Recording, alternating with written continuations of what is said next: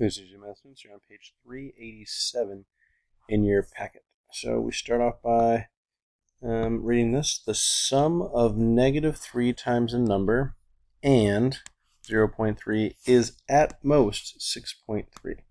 So let's write that out. -3 times a number would be -3 times n. And the sum of that and 0.3 would be -3n plus 0.3 is at most 6.3, meaning we cannot go more than 6.3. So we have to be less than or equal to 6.3. So at most is less than or equal to, we're writing that down. So now we just got a two-step inequality here where to undo addition, I'm going to subtract 0.3 from both sides.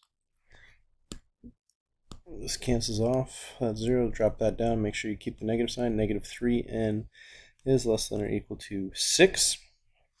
And now we're going to divide by what's attached to our variable, the coefficient, which is a -3. So we need to flip the inequality sign because we divided by a -3. So n is greater than or equal to -2. What are all the possible values? Well, we graph that out. So we've got our number line here, 0 in the middle, -1, -2.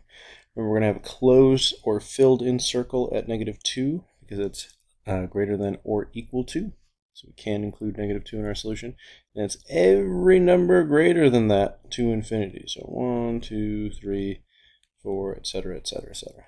Okay, make sure you have everything down. This is our solution, and this is the graph of our solution. Moving on to page 390. The sum of 12 times the number n and 4 is no more than 190. So the sum of 12 times the number n, that's 12n, and 4 plus 4 is no more than 190. So I mean, we can get to 190, but we can't go above it. So again, less than or equal to 190. No more than less than or equal to, right? So two-step again.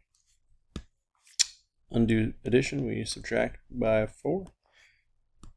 These cancel off, drop down the 12n is less than or equal to 186.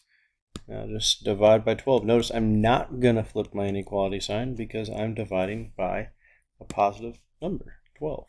So n is less than or equal to, let's do some division. 12 goes into 18 one time.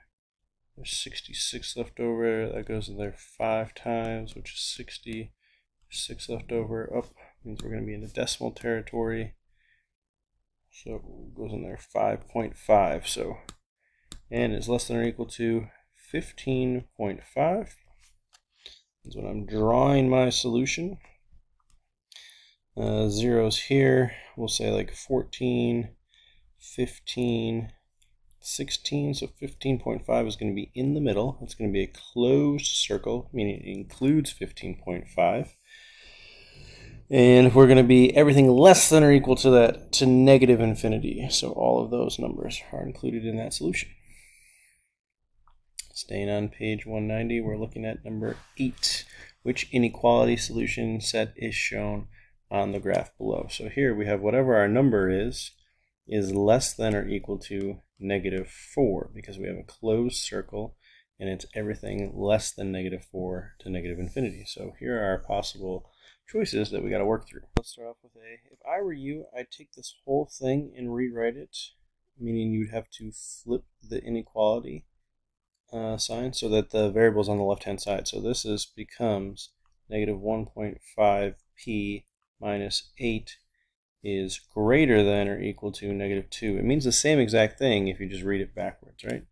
So now if we do our two-step to undo subtraction, I'm going to add 8 to both sides. So I have -1.5p is greater than or equal to 6. Divide by -1.5. That should be a big alert sign because I need to flip because I divided by a negative. These cancel off, so p is less than or equal to, that's -4, which is exactly what I got here. P, N, basically the same thing. So actually, we just got our answer. A is the correct answer.